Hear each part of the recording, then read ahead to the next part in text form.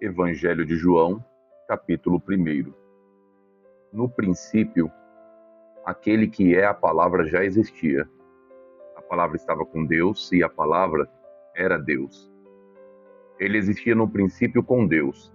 Por meio dele, Deus criou todas as coisas e sem ele, nada foi criado.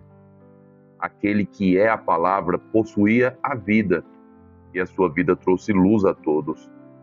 A luz brilha na escuridão e a escuridão nunca conseguiu apagá-la. Deus enviou um homem chamado João para falar a respeito da luz, a fim de que por meio de seu testemunho todos crescem. Ele não era a luz, mas veio para falar da luz. Aquele que é a verdadeira luz, que ilumina a todos, estava chegando ao mundo. Veio ao mundo que ele criou, mas o mundo não o reconheceu. Veio a seu próprio povo e eles o rejeitaram. Mas a todos que creram nele e o aceitaram, ele deu o direito de se tornarem filhos de Deus. Estes não nasceram segundo a ordem natural, nem como resultado da paixão ou da vontade humana, mas nasceram de Deus. Assim, a palavra se tornou ser humano, carne e osso, e habitou entre nós. Ele era cheio de graça e verdade, e vimos a sua glória, a glória do Filho único do Pai. João deu testemunho dele quando disse em alta voz: Este é aquele a quem eu me referia quando disse: Alguém virá depois de mim, muito mais poderoso que eu, pois existia muito antes de mim. Da sua plenitude, todos nós recebemos graça sobre graça, pois a lei foi dada por meio de Moisés, mas a graça e a verdade vieram por meio de Jesus Cristo. Ninguém jamais viu a Deus, mas o Filho único, que mantém comunhão íntima com o Pai, o revelou. Este foi o testemunho de João, quando os líderes judeus enviaram de Jerusalém sacerdotes e levitas para lhes perguntar: Quem é você? Ele respondeu com toda franqueza: Eu não sou o Cristo. Então quem é você? Perguntaram eles. É Elias? Não, respondeu ele. É o profeta por quem temos esperado? Não. Afinal, quem é você? Precisamos de uma resposta para aqueles que nos enviaram. O que você tem a dizer de si mesmo? João respondeu com as palavras do profeta Isaías: Eu sou uma voz que clama no deserto. Preparem o caminho para a vinda do Senhor. Então os fariseus que tinham sido enviados lhe perguntaram: Se você não é o Cristo, nem Elias, nem o profeta, que direito tem de batizar? João lhes disse: Eu batizo com água, mas em seu meio há alguém que vocês não reconhecem. Embora ele venha depois de mim, não sou digno de desamarrar as correias de sua sandália. Esse encontro aconteceu em Betânia, um povoado a leste do rio Jordão, onde João estava batizando. No dia seguinte, João viu Jesus caminhando em sua direção e disse: Vejam, é o Cordeiro de Deus que tira o pecado do mundo. Era a ele que eu me referia quando disse: Um homem virá depois de mim, muito mais poderoso que eu, pois existia muito antes de mim. Eu não o conhecia, mas vim batizando com água para que ele fosse revelado a Israel. Então João deu o seguinte testemunho: Vi o Espírito Santo descer do céu na forma de uma pomba e permanecer sobre ele. Eu não sabia quem ele era, mas quando Deus me enviou para batizar com água, disse-me: Aquele sobre o qual você vir o Espírito descer e permanecer, esse é o que batizará com o Espírito Santo. Eu vi isso acontecer e, portanto, dou testemunho de que ele é o Filho de Deus. No dia seguinte, João estava novamente com 2 de seus discípulos. Quando viu Jesus passar, olhou para ele e declarou: Vejam, é o Cordeiro de Deus. Ao ouvirem isso, os 2 discípulos de João seguiram Jesus. Jesus olhou em volta e viu que o seguiam. O que vocês querem? Perguntou. Eles responderam: Rabi, que significa mestre, onde o senhor está hospedado? Venham e vejam, disse ele. Eram cerca de 4 horas da tarde quando o acompanharam até o lugar onde Jesus estava hospedado e passaram o resto do dia com ele. André, irmão de Simão Pedro, era um dos dois que ouviram o que João tinha dito e seguiram Jesus. André foi procurar seu irmão Simão e lhe disse: Encontramos o Messias, isto é, o Cristo. Então André levou Simão para conhecer Jesus. Olhando para ele, Jesus disse: Você é Simão, filho de João, mas será chamado Cefas, isto é, Pedro. No dia seguinte, Jesus decidiu ir a Galiléia.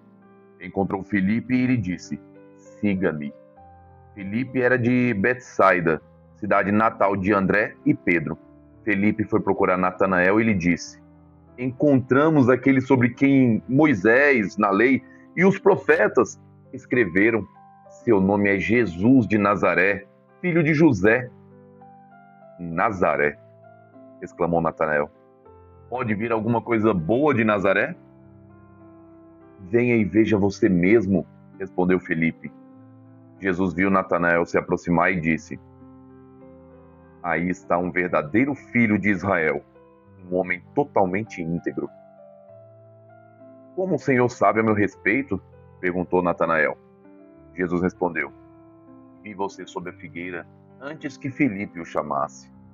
Então Natanael exclamou: Rabi, o Senhor é o Filho de Deus, o Rei de Israel. Jesus lhe perguntou: Você crê nisso porque eu disse que o vi sob a figueira?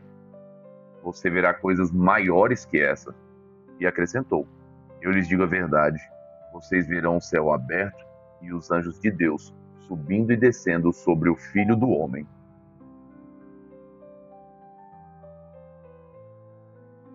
João capítulo 2. 3 dias depois, houve uma festa de casamento no povoado de Caná da Galileia. A mãe de Jesus estava ali e Jesus e seus discípulos também foram convidados para a celebração. Durante a festa, o vinho acabou e a mãe de Jesus lhe disse: Eles não têm mais vinho. Mulher, isso não me diz respeito, respondeu Jesus. Minha hora ainda não chegou. Sua mãe, porém, disse aos empregados: Façam tudo o que ele mandar. Havia ali perto 6 potes de pedra usados na purificação cerimonial judaica. Cada um tinha capacidade entre 80 e 120 litros. Jesus disse aos empregados: Encham os potes com água. Quando os potes estavam cheios, disse: Agora tirem um pouco e levem ao mestre de cerimônias. Os empregados seguiram suas instruções. O mestre de cerimônias provou a água transformada em vinho, sem saber sua procedência, embora os empregados obviamente soubessem. Então chamou o noivo. O anfitrião sempre serve o melhor vinho primeiro, disse ele. Depois, quando todos já beberam bastante, serve o vinho de menor qualidade. Mas você guardou o melhor vinho até agora. Esse sinal em Caná da Galileia foi o primeiro milagre que Jesus fez. Com isso, ele manifestou sua glória e seus discípulos creram nele. Depois do casamento, foi a Cafarnaum, onde passou alguns dias com sua mãe, seus irmãos e seus discípulos.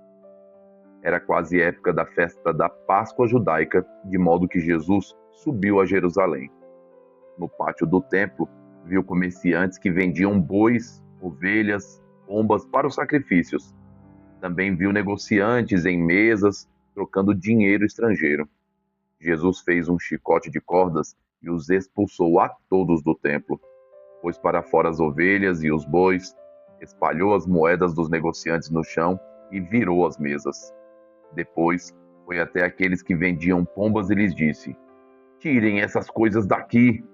Parem de fazer da casa de meu pai um mercado!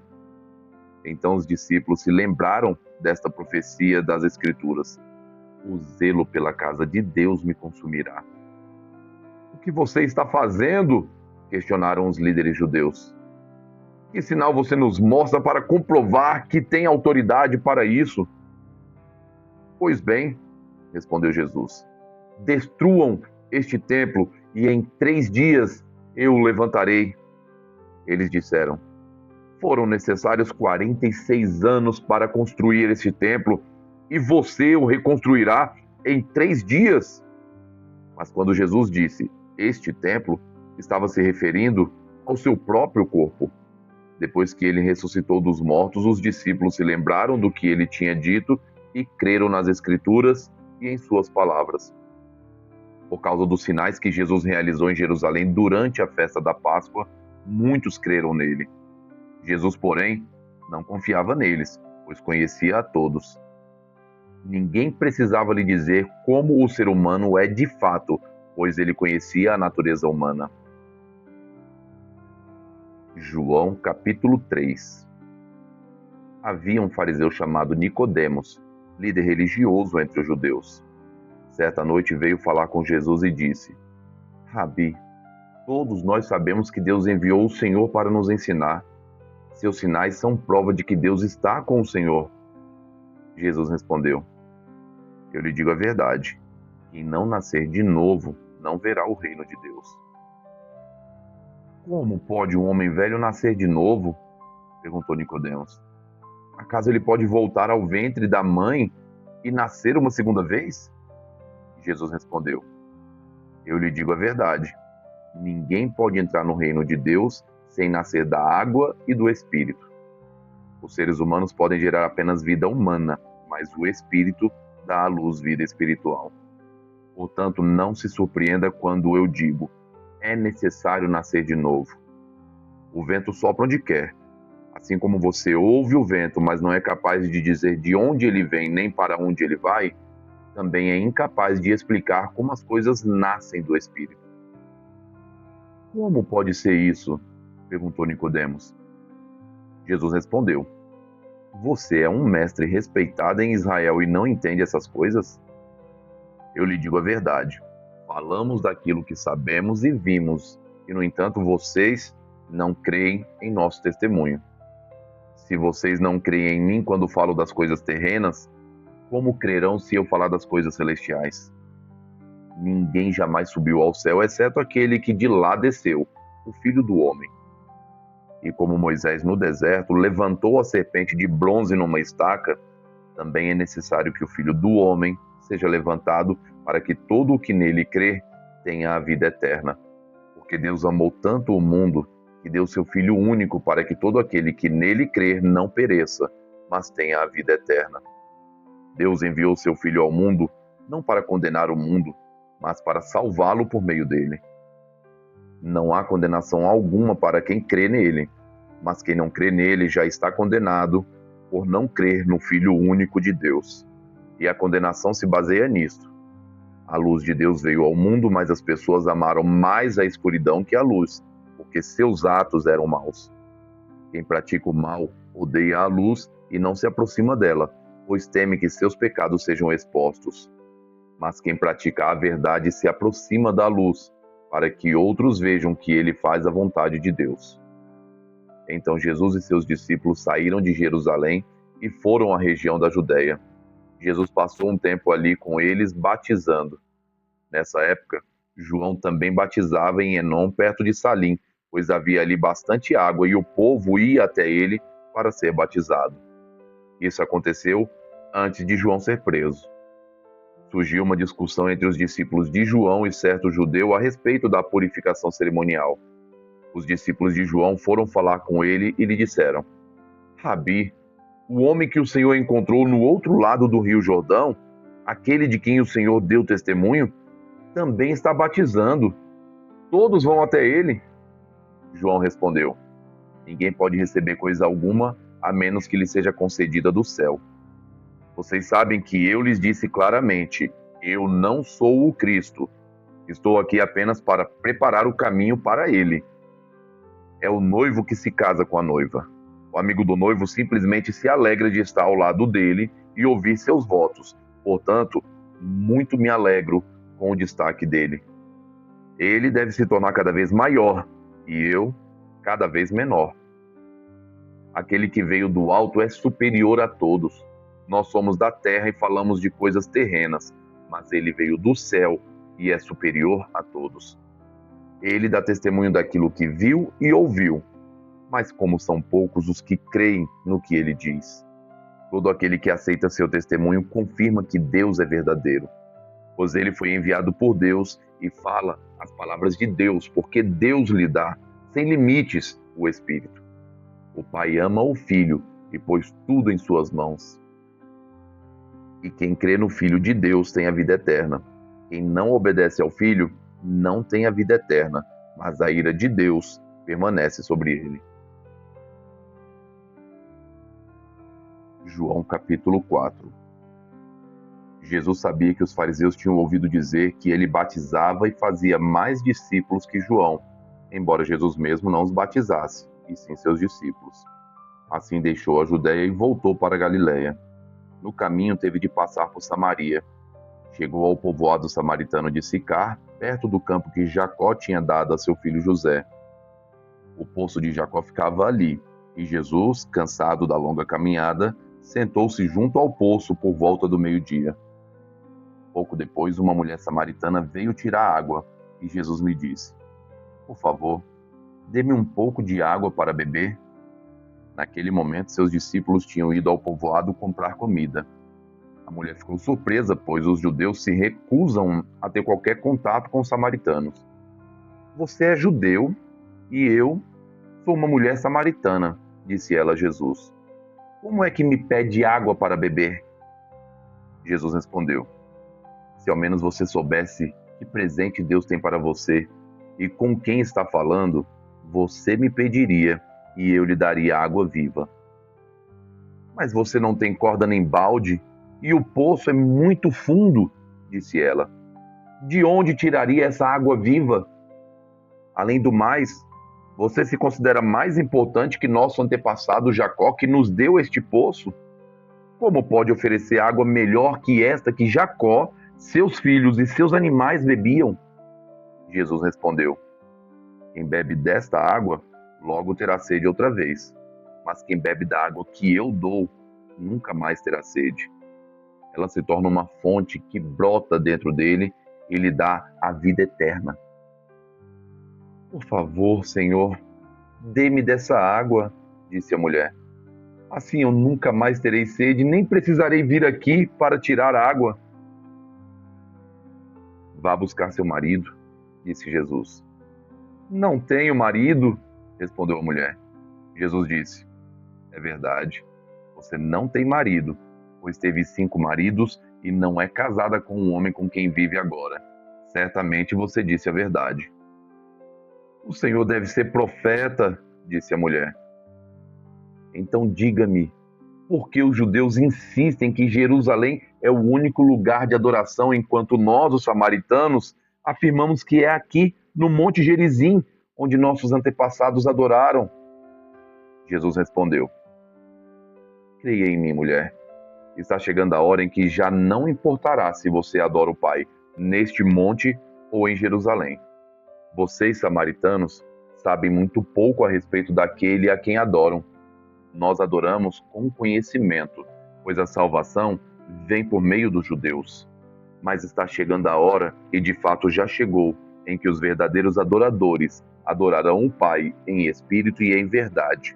O Pai procura pessoas que o adorem deste modo, pois Deus é espírito e é necessário que seus adoradores o adorem em espírito e em verdade."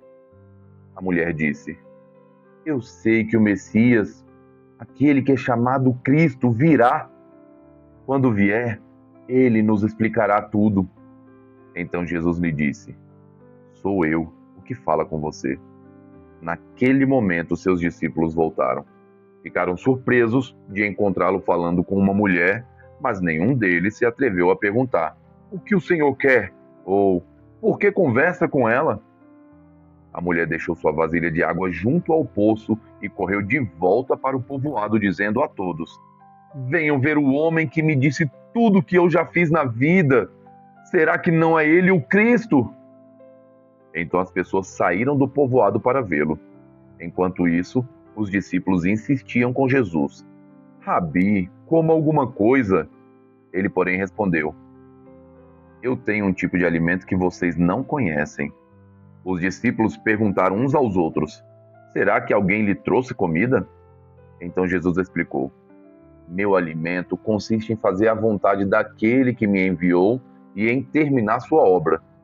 Vocês não costumam dizer: ainda faltam 4 meses para a colheita? Mas eu lhes digo: despertem e olhem em volta. Os campos estão maduros para a colheita. Os que colhem já recebem salário, e os frutos que ajuntam são as pessoas que passam a ter a vida eterna. Que alegria espera tanto o que semeia quanto o que colhe. Vocês conhecem o ditado: um semeia e outro colhe. E é verdade. Eu envio vocês para colher onde não semearam. Outros realizaram o trabalho e agora vocês ajuntarão a colheita. Muitos samaritanos do povoado creram em Jesus por causa daquilo que a mulher relatou. Ele me disse tudo o que eu já fiz. Quando saíram para vê-lo, insistiram que ficasse no povoado. Jesus permaneceu ali 2 dias e muitos outros ouviram sua palavra e creram. Então disseram à mulher: agora cremos não apenas por causa do que você nos contou, mas porque nós mesmos o ouvimos. Agora sabemos que ele é de fato o Salvador do mundo. Depois daqueles 2 dias, Jesus partiu para a Galiléia. Ele mesmo tinha dito que um profeta não é honrado em sua própria terra. Mas, uma vez que os galileus haviam estado em Jerusalém para a festa da Páscoa e visto tudo o que Jesus fizera, eles o receberam. Enquanto Jesus viajava para a Galiléia, chegou a Caná, onde tinha transformado água em vinho. Perto dali, em Cafarnaum, havia um oficial do governo cujo filho estava muito doente. Quando soube que Jesus viera da Judéia para a Galiléia, foi até ele e suplicou que fosse a Cafarnaum para curar seu filho, que estava à beira da morte. Jesus exclamou: jamais crerão, a menos que vejam sinais e maravilhas. O oficial implorou: Senhor, por favor, venha antes que meu filho morra. Volte, disse Jesus, seu filho viverá. O homem creu nas palavras de Jesus e partiu para casa. Enquanto estava a caminho, alguns de seus servos vieram a seu encontro com a notícia de que seu filho estava vivo e bem. Ele perguntou quando o menino havia começado a melhorar e eles responderam: ontem à tarde, à 1 hora, a febre subitamente desapareceu. Então o pai percebeu que havia sido naquele exato momento que Jesus tinha dito: seu filho viverá. E o oficial e todos de sua casa creram em Jesus. Esse foi o segundo sinal que Jesus realizou na Galiléia, depois que veio da Judéia.